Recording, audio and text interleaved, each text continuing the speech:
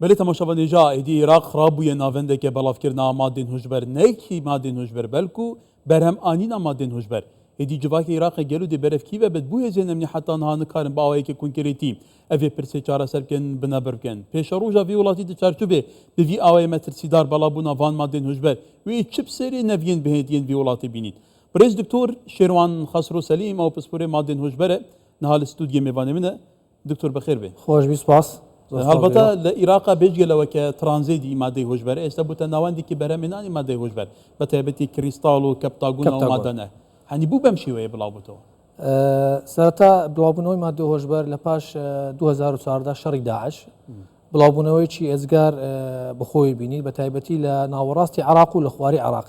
کە دوو مادەی سەرەکی هەیە زۆر بڵاویتەوە ئێستا لە عراق کریستاڵ و کیپتاگۆن کریستال و کیپتاگۆن هەردووچیان وڵاتی یابان کریستاڵی دروست کردیا لە ساڵی 1990 لە بۆ ئەوانەی کە تووشی نەخۆشی دەرونی دەبوون ئەگەر تەماشای مێژووی کیپتاگۆنیشکەین ئەڵمانیا لە 61 دروستی کردیا بە هەمان شێوە لە ئەوانەی کە تووشی نەخۆشی دەرونی دەبوون بەڵام ساڵ بە ساڵ ئەو مادانە گۆڕا بازرگانان توانیان هەلی قۆزنەوە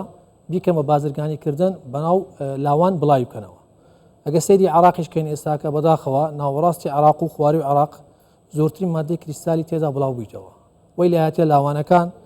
لاوانی ئەو شارانەی خواری و عراق ئەوەندەی مەشغولی بەکارهێناری کریستاڵن مەشغولی هیچ شتێشتر نەماینەوە بۆیە عراق ئێستا دەناڵێنی لە بڵاوبوونەوەی مادەی کریستاڵ و کیپتاگۆن کەواتە کاریگەری ئەو مادانە لەسەر کۆمەلگای عێراق لەسەر گەنج لەسەر تەندروستی و لەسەر دەرونی ئەو بە شێوەیەکی گشتی مادەی هۆشبەر کاریگەری لەسەر تاک کە دەکاتن یەکەم زار تاک ئەو دوایە کۆمەلگا چکۆ تاک کۆمەلگا دروست دەکاتن لەسەر تاچکە کاریگەری دەکاتن لە ڕووی تەندروستی و لە ڕووی دەرونی و لە ڕووی ڕۆشنبیری و لە ڕووی کەسایەتی ئەو کەسە وێران دەبی کە وێران بوو کێشە چشمان هەیە لە مادەی کریستاڵ هەر کەسێک مادەی کریستاڵ بەکاربینی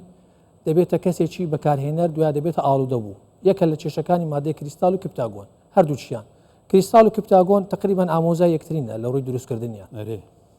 کەواتە ینی ئەگەر ڕەوشەکە بەم شێوەیە بچێت لە عێراقا کە بەم شێوەیە حتە لێرە مەترسیەکەوە لێرە بەرهەم دەهێنرێت بەرهەم هێنانەکەی تا چەند مەترسیدار ئێستا کە تقریبان عراق بوویتە ترانزیتێک لە بۆ وڵاتانی کەنداو بۆیە وایان لێ کردووە کارگەکان لە ناوەڕاستی عراق دەست بە دروستکردنی ئەو دوو جۆرە مادە بدەن ئەوەش یەکە لە زەنجی مەترسی لە بۆ عراق لە بۆ لاوان بە تایبەتی نەتەوەین یەکگرتوەکانەوە ئەماری ئەوانە باشەوەکەوەی لە دەربەندیخان گەورەترین کارگەی دروستکردنی ماوەی مخدر لەوێ دوزراوەتەوە بەڵێ ئێستا گەورەترین کارگە کە لە دەربەندیخان دۆزرایتەوە کە کیپتاگۆنی بەرهەم هێنایە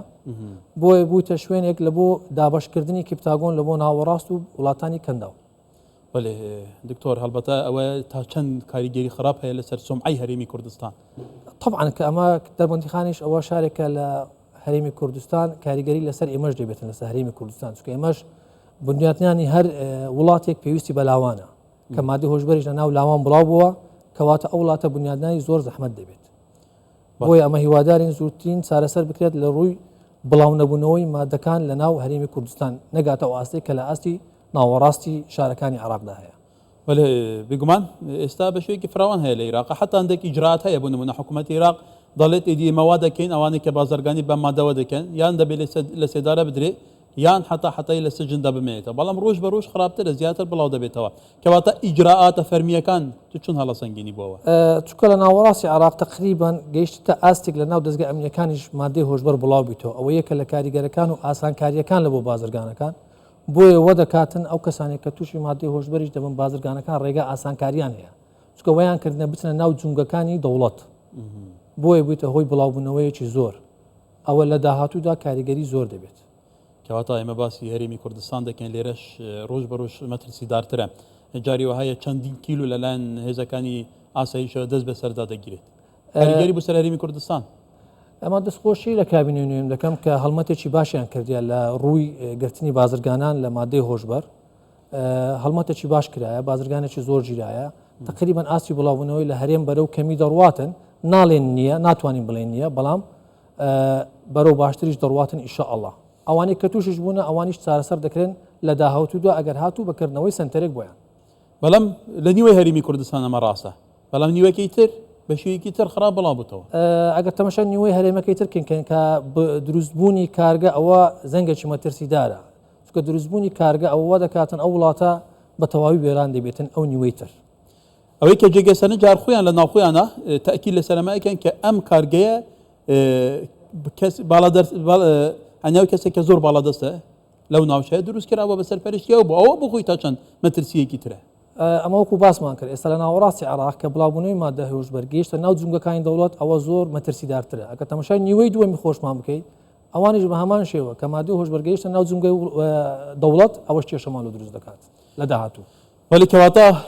پێویستە کومەلگا چون وشار بکرێتەوە لەسەر ئەم مەسەلەیە. لەسەر ئەو مەسەلەیە یەکەم زار پێویستمان بە هۆشیارکردنەوەیەکی گشتی دەبیتن لەسەر ئاستی هەرێم لەسەر هەموو ئاستەکانی وەزارەتەکان. دووەم شتیش کە ئەو کەسانی کە تووشی بە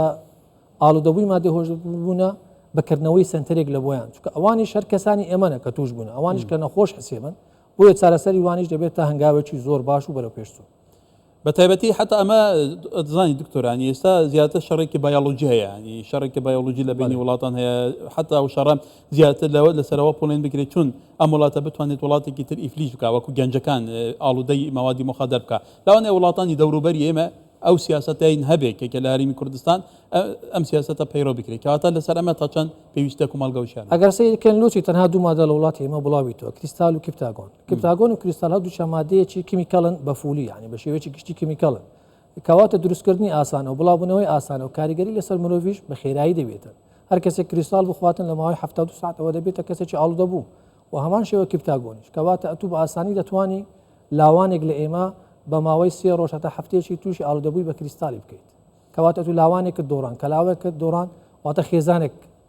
لە ناوچوو خێزانێک کەوا دوو خێزان سێ دەبتا کۆمەلگا ئەو یەکە لە کاریگەرەکانیان کە ئەو دوو مادەیان دیاری کردێ بە تایبەتی لە وڵاتی مە بڵاوی بکەنەوە. کەواتە زۆر مەترسیدارە. طبعا.